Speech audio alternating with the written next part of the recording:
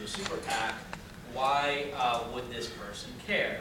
Well, I'm here to tell you, this won't shock you, money is incredibly influential in politics, disgustingly so. It's an enormously broken system.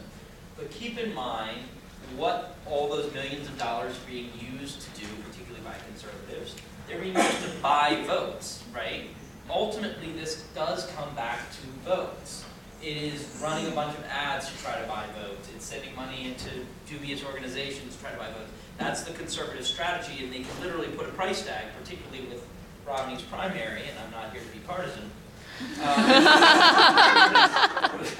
on exactly how much that costs per vote. And you know, it used to be that one side might have twice as much money on the conservative side than the progressive side. Now you're looking at 10 to 1, 20 to 1, and those are daunting numbers. But ultimately, what that's being used to do is come back to try to get 50% plus one votes in their district. So when we think about that, you actually are bringing to the table what people know is that doctors come to the table with a tremendous amount of influence in their community. And I will tell you a personal anecdote on this that's very sad. About 3 weeks after I took office, my father retired after decades of service as a pediatrician, and 3 weeks after that had a stroke and died suddenly at 68. There were over 1,000 people at his funeral. My father was like essentially a godfather to the community. And the people crossed every ethnic group, every class. In fact, when I won in the closest House race in the country in 2008. In fact, there was a recount and everything. I charted for him a graph for Christmas showing what's called expected democratic performance in counties relative to the number of babies he had helped deliver and take care of. And there was a direct correlation that accounted for far more than 700 votes in terms of how much better I had done in these very conservative counties where he had, in fact, been one of the primary pediatricians forever. People in Congress know that. They know that doctors have a very, very close relationship in their communities. That's why you saw both sides reaching out and trying to encourage doctors to speak up for and against the Health Care Act. And over again, when I would go and visit hospitals throughout Central and Southern Virginia during that debate, you are filming this, I really shouldn't say the next thing you say, but I'll say it. I could stop it. The room, people would come in the room, and it would be nurses, primary care docs, specialty docs, everybody. And the first 2 or 3 comments would always be incredibly negative. They would be from almost always guys in the back of the room, and they were all surgeons. That's the part I didn't really want to, because I'm sure there's some great surgeons here. We'll back you up on that. And so then, eventually, after 2 or 3 of these, one of the other people, which might be another surgeon that didn't get along with the other surgeons, or might be a pediatrician or someone else, would speak up, and the entire tenor of the room would change. And then some of the people at the front of the room, which were often nurses who weren't about to go up against the people in the back, who nobody liked anyway. That's not all surgeons. That happen to be the surgeons that were the most obnoxious ones. Right. And then the others could go up against it. And then the tenor of the room changed. And so what happened with that was a sense that it's important to speak up. Because in every profession that I met with, it was usually the most obnoxious members that spoke up first, and everyone else would stop and be like, oh, maybe everyone agrees with them. Am I the only one here that doesn't agree with them? So this importance of speaking up within your profession, within your community, is incredibly powerful, because otherwise people will jump to a conclusion that often the most obnoxious voices must represent that. And this gets into the nuts and bolts, and I want this to be time for Q&A. One of the best ways to cut through that is storytelling from real life.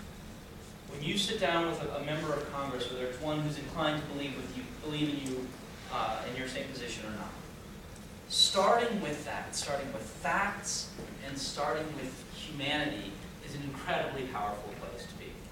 I did 100 hours of town hall meetings that were incredibly nasty, and one of the things that progressives figured out, it was often doctors and nurses and other healthcare providers who came up and told these stories. When people came up and made ideologically progressive arguments about healthcare, they'd get booed, they'd get shouted down as nasty. When you get down to that experience of that individual patient, it's incredibly difficult to rebut it because it's true. And it captures not just that one person's life, but it captures what was broken about the system, what's at least moving us in the right direction with the Healthcare Act. And it actually forces people to not think in terms of what Congress people are inclined to think of is, how does this score me points, or how does this score me points against the other side? But I'm here to represent people. I'm here to be a democratically elected official that has to represent that person who's dying in the district, or understands the way that these costs get shifted around and why that doesn't work. So I think it's a very powerful place to start. A couple of other just very quick notes, and then we'll get into the discussion. Think about a few things about the 15 minutes that you have. You will be one of 40 meetings that member of Congress might have that day. Another thing about anecdote and about short facts is that obviously you want something that they know. The second is there are a lot of tactics of how to filibuster you for those 15 minutes.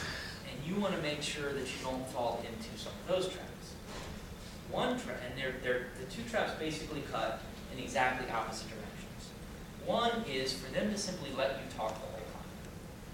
Because if you talk the whole time, you're like, this is great, I'm getting all my points out, right? But you're not forcing him or her to take any positions or to answer any questions.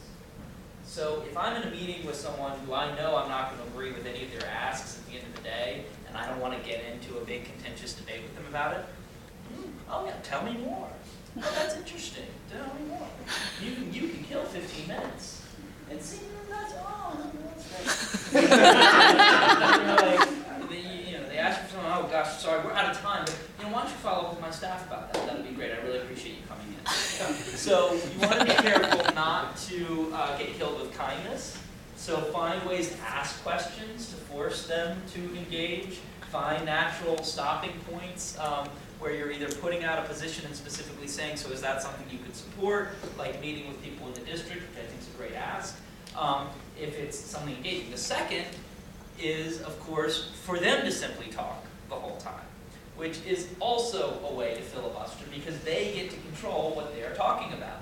So you give a 2-minute, 3-minute introduction, and then I jump in and find the one thing I agree with you on. And say, I remember when I was down fishing in North Carolina, and I came across a businessman, and he was saying something or other, and you like fishing, I'm sure, and then I talk about fishing for a few minutes, whatever else. Or let's say, let's just say for the moment that I'm generally against healthcare reform, but there's this one thing that I'm for, which is,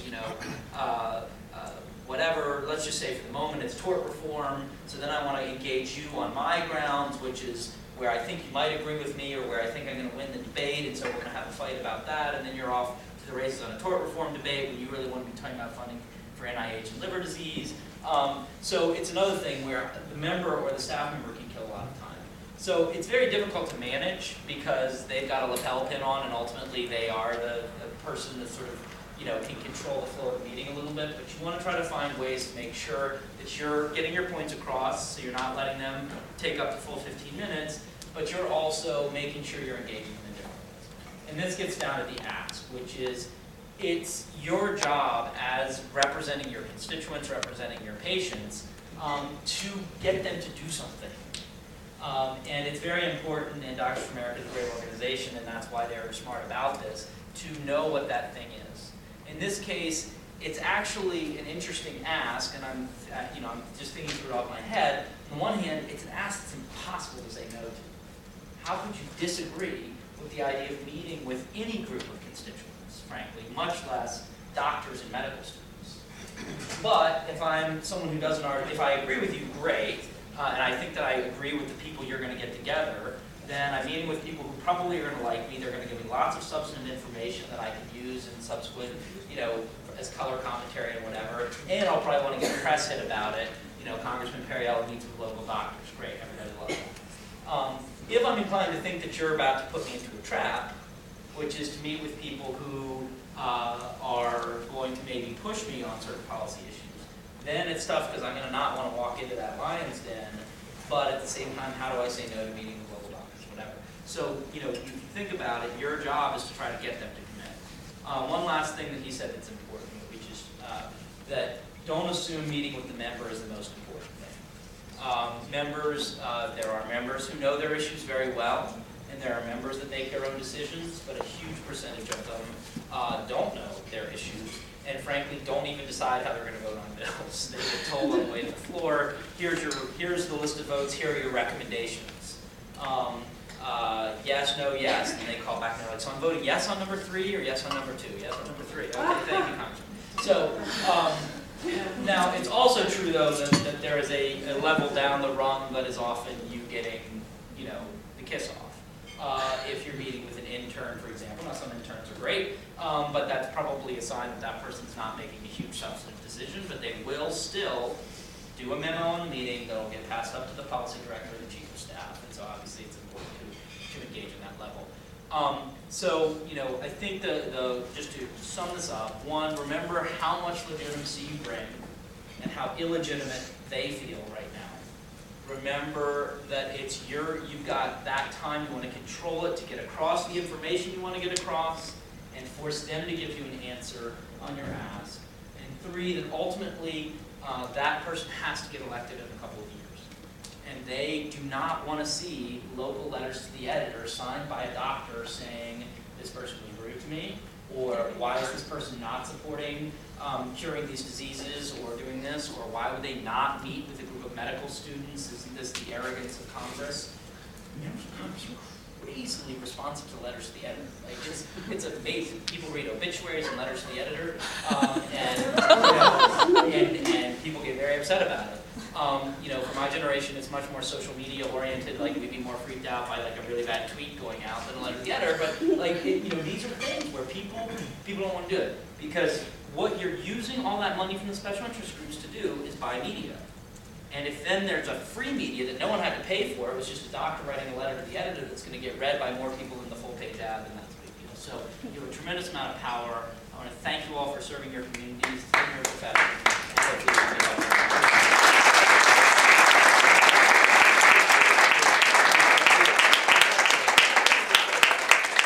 Very briefly, one housekeeping issue. Is anyone here from Maryland? Okay. Did you check in with Samantha this morning? Yeah. Okay, we need more from Maryland. We're missing. Okay. We're going to do 20 minutes of questions and answers, and then we're going to save 10 minutes for Samantha to go through your packet so you can know what you have in front of you, the lobbying day materials. So I'm going to try and keep a little bit of a time knot to here, make sure.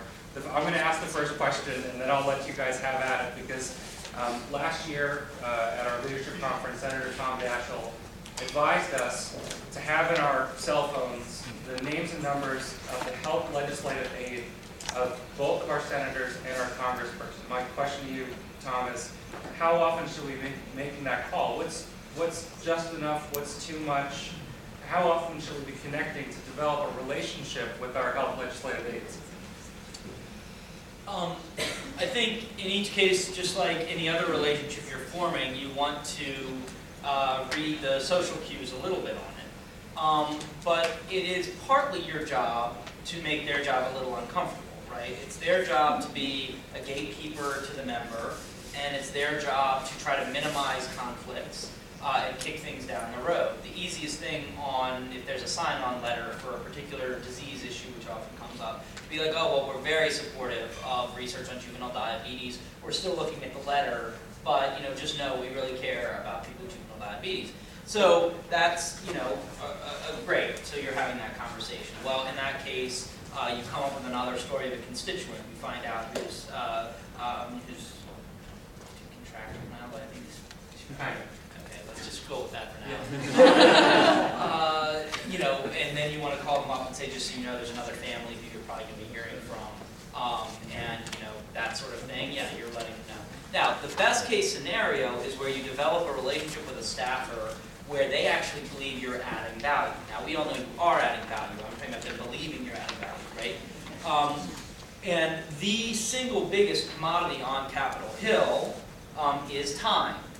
I probably averaged 3 hours of sleep a night when I was on the Hill. Now, that's nothing to everyone who went through residency. I'm not looking for sympathy here. I'm just saying that you will often be up and you will have, 4 breakfast meetings before 9 a.m., each where you're popping from one to the other at 20-minute intervals, eating donuts, drinking coffee. I put on 25 pounds of thing. And then you're meeting at intervals during the day. So people you do not want to send that Health LA a 30-page thing from the Journal of Pediatric Medicine, right? What you might want to do is say, develop a relationship would be great, where it's like, hey, one of the things I want to do for you is, we obviously read our trade journals every day. If I could send you like a 3-sentence summary of things that I think might be relevant, is that cool? Well, some LAs are immediately going to see that's great and be like, oh my God, I've got a guy who's digesting stuff I don't understand and spitting it out for me like a, mama bird does for the baby. Particular visual, so I just did. The other reason that LAs might see that you provide value, positive or negative, is where you prove to them that you can generate local media.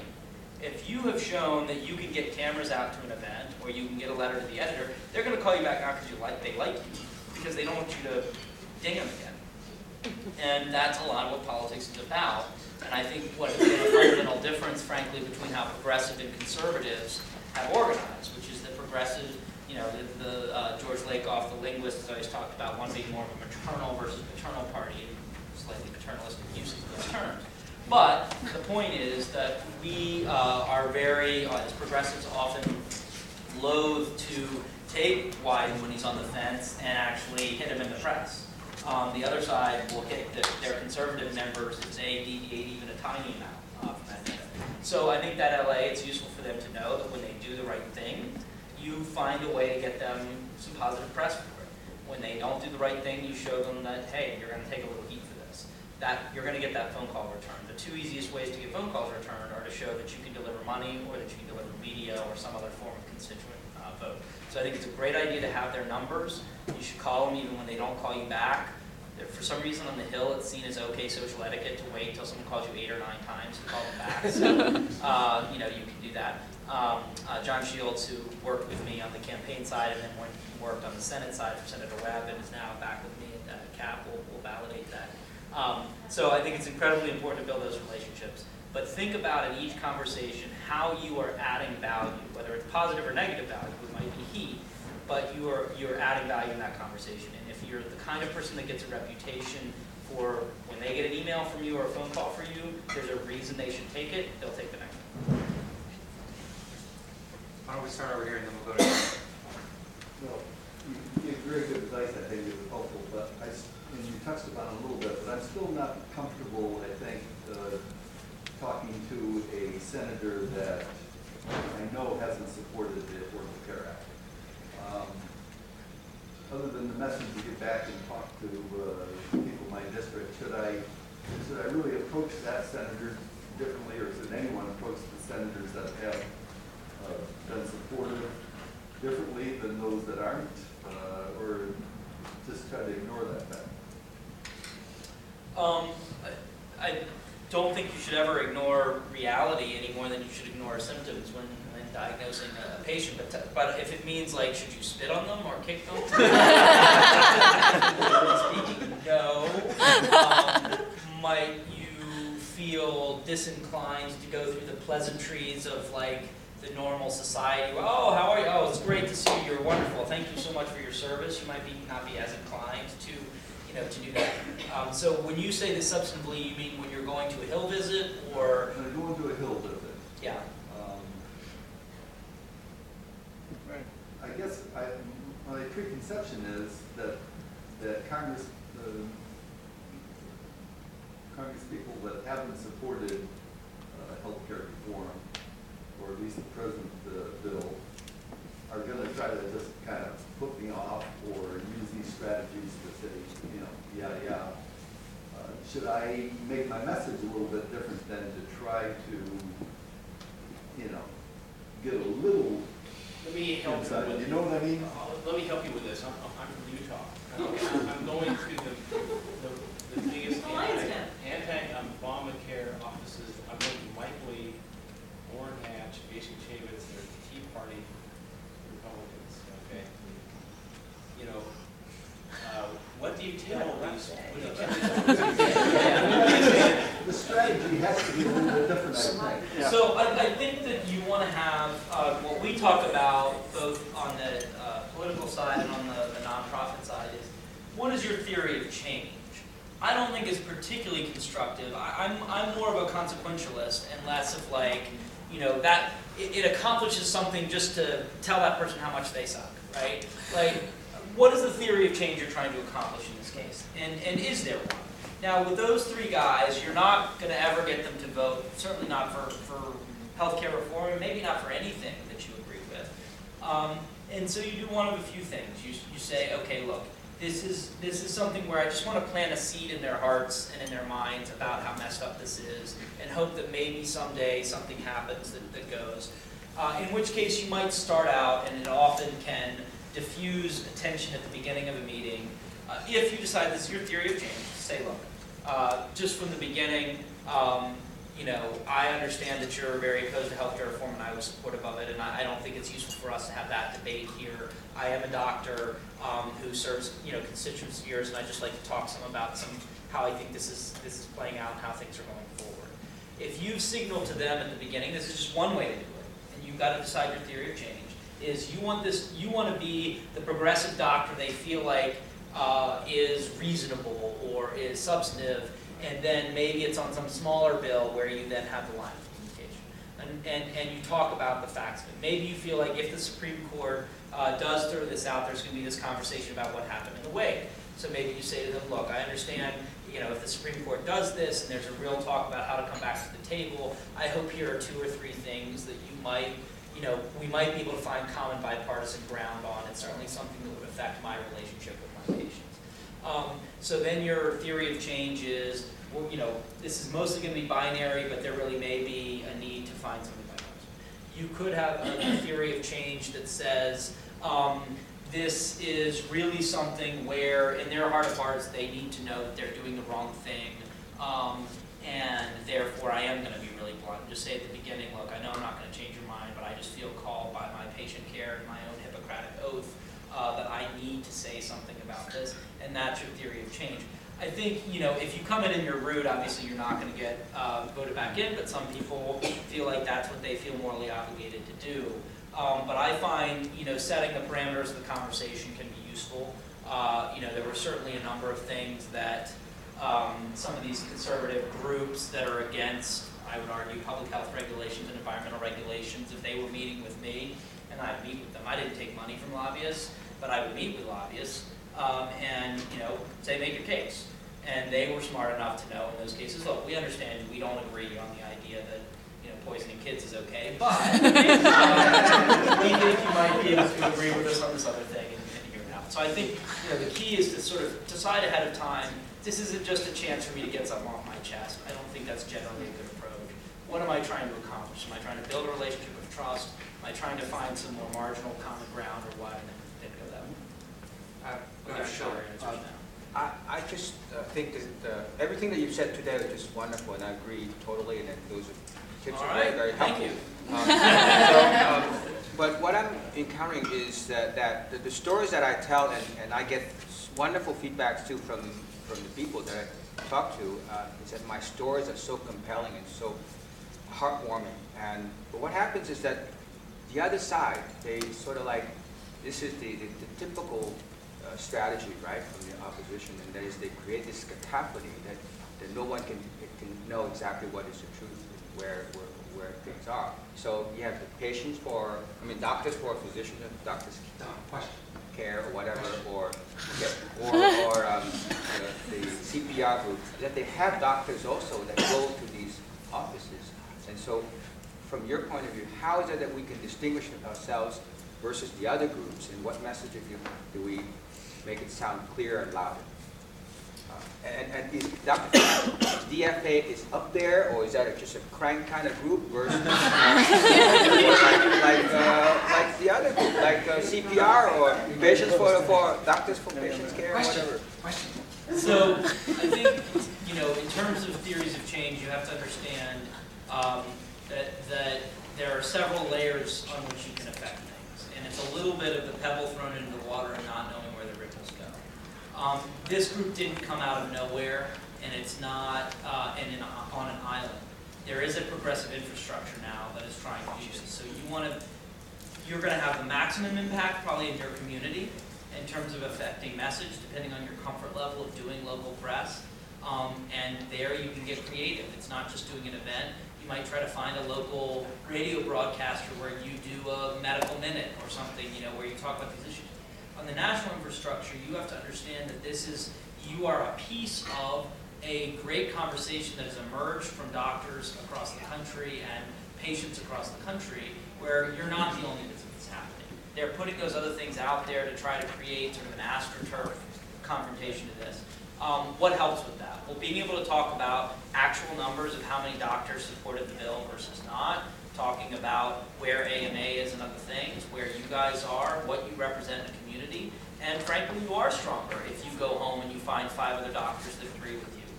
That's a big number, actually, to come in and do a visit. So I think our strength is in our numbers. Let's take 2 more questions, very brief. Yeah. Will, go. So I'm actually going to meet with Portman's legal assistant. So, and my issue is, and it says he wants to be more cost effective, et cetera, but some data says it is going to save money. It is going to be that.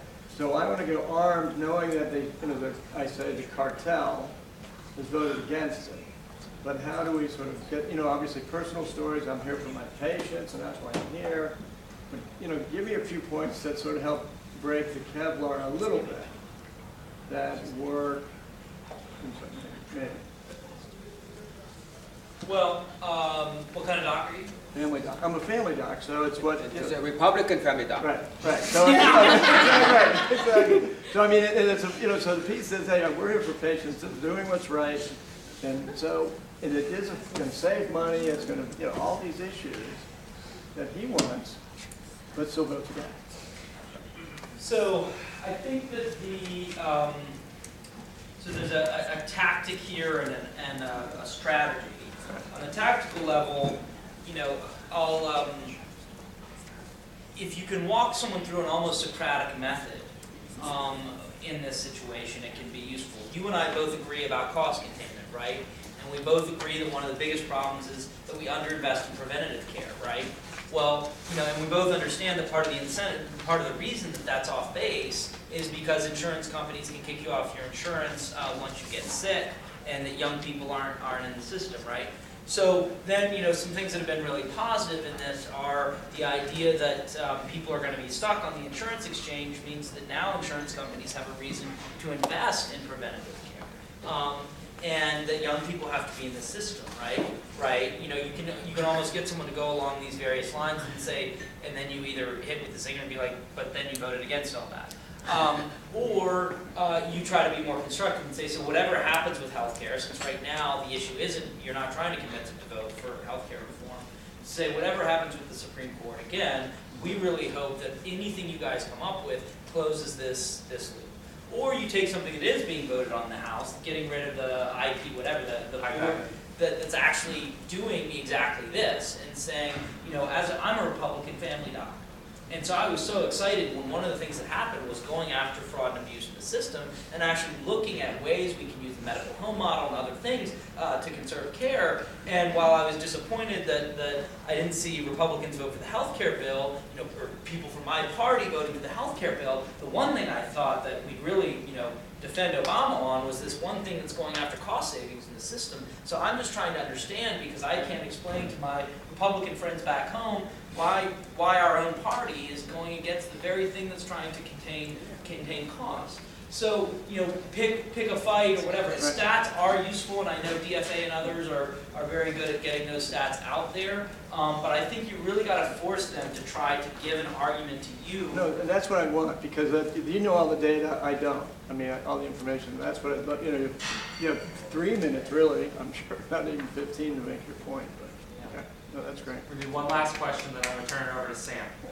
I think this is kind of following up on all the other questions, but I mean, I'm meeting with Don who's in her house today, and Don has like a particular reputation for being kind of rigorous. And I'm looking at his bio right now, and there's some sort of blatant defaults in there. I'm just wondering, like, to what extent I can engage him on those points, and to what point I should just look I know that's not what it should be, but I'm just wondering if there is a diplomatic way to.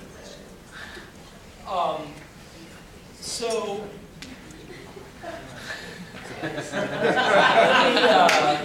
let me put it this way. If he has a lot more to lose in this conversation than you do, you are a very sympathetic person to put on camera. Everyone in this room is a sympathetic person to put on camera because you're all doctors, and if you have a fight between a doctor and a congressperson, the doctor will win that fight every time in terms of the independent voter that's seeing it. If you add into that that person is in a position of power and was rude to you in some way, that's a process, right? That's a nightmare, right? So, I mean, that's the sort of thing where we can start to really have some fun with that. So, that doesn't mean you go in and act as gadfly, that's in some people's personality, and if that's what you feel called to do from a moral and professional space, then God bless. I think that, if you go and push on those things, I mean, look, he's an elected official. It is his job to answer to the American people. So, it's not something where you should feel like you are imposing on them. This is their job. Now, I took that very seriously. I met with all the different Tea Party groups in my district over and over again. And they were, in some cases, polite and engaged, in many cases incredibly rude, kicked my staff, spit on me, things that were really nasty. Now, I'm the elected official in that case, so I don't do that because I think, I'm tough or whatever. I do that because it's my job. Like, it was my job to represent all of my constituents, even the ones that I disagree with. I spent a lot of time with the ones that disagree with me. And so that person is constitutionally obligated to meet with you. He doesn't have to give you a certain amount of time. So when you're in that meeting, don't forget the fact that he works for you. They work for you. And they are constitutionally bound to do the right thing. And they're not doing it. So how you do it is a tactical question. I think in that case, if you feel like you want to start with that and say, I know you've taken this position before. I just want to explain, in a respectful way why that's so different from the experience that I actually have as a doctor. Then do it. I think it's important for people to hear. In our politics, we get too much in a bubble. You only end up talking to people that agree with you. You watch the media where people agree with you. So even though that senator is going to take 40 meetings today, you may be the only one with the courage to actually challenge him or her on one of those views. I think you do it respectfully. You respect their service and their office. But I don't think you have to back down from doing that. Now, the theory of change question becomes, what is the theory of change? Well, one might be, maybe this person hasn't actually heard a doctor who gets it, sit down and explain how this works, and test that theory. And you might find, okay, he hasn't met with doctors and this sort of thing. So, I'm all for the courage to test that. I generally think doing so respectfully is the right approach, with a very few exceptions that are called for. Again, I think go into it, but also remember, and maybe I'll just wind up with this, in most cases, materialists of the world notwithstanding, who kind of want the fight, most of them are actually smart enough to figure out a way to not make it a fight. So the bigger challenge you're likely to have is that they're going to give you a response that makes it sound that you actually all agree. You don't agree on the details, but you all agree on the concept. That's more likely what you're going to face. And at that point, you need to decide to what extent you sort of enable that false equivalence, or you come back and you're like, well, I'm really glad to hear that we all agree that we want to fix the problems in our healthcare system. This is the thing that I see over and over again, and I really hope you'll just come meet with the doctors and medical students and come back to that ask and say, these are the people who live and breathe it every day, and I'll be honest, they're not all going to agree with you, but I really think it's important, again, force back to that ask. Some will be rude and cantankerous. More likely what you're going to get are the people that kill you with kindness, and that's where you want to really be able to get to a concrete end. And 50, 70% of the time they're going to dodge it, but it's your job to make it as hard as possible for them to get away without accepting that.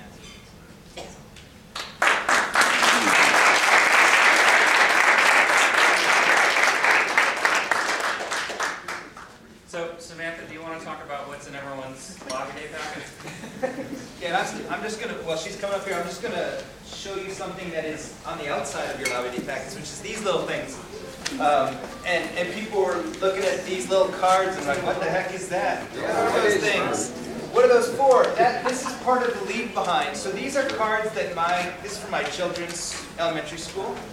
They're all owls, wisdom, right? Owls, wisdom. It isn't, oh, you have a whale. There's some, I'm sorry.